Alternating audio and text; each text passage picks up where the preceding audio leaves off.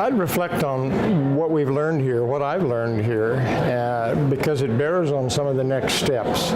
You know, it's often said that most of us, in thinking about what we're doing, we fight the last war. We get terribly well prepared to fight the last war. And I think in working to get an IRI started, I and others focused on previous institutions and how we went about it. And the result was that even as IRI got started, I was bitterly disappointed in our performance, my performance, because we didn't have the multinational funding base that previous centers had had.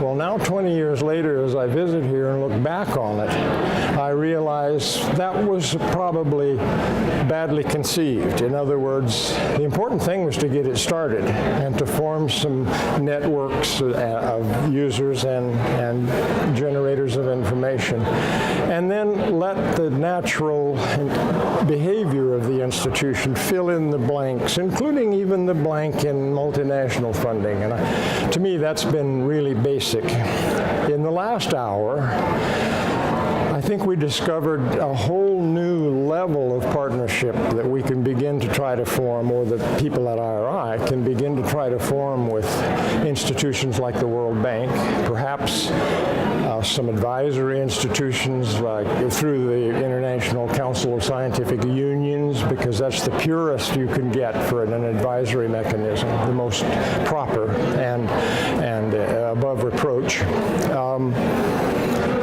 I think the road becomes clearer now for the next 10 years, and it's to seek out some major institutional partnerships that on both sides of the equation, the human side and the science side, are concerned with problems of a certain scale, and between the two, working together, discover who it is we're really trying to inform and capable of informing, and then we can become increasingly clear of who it is we're not informing, because we know we can't.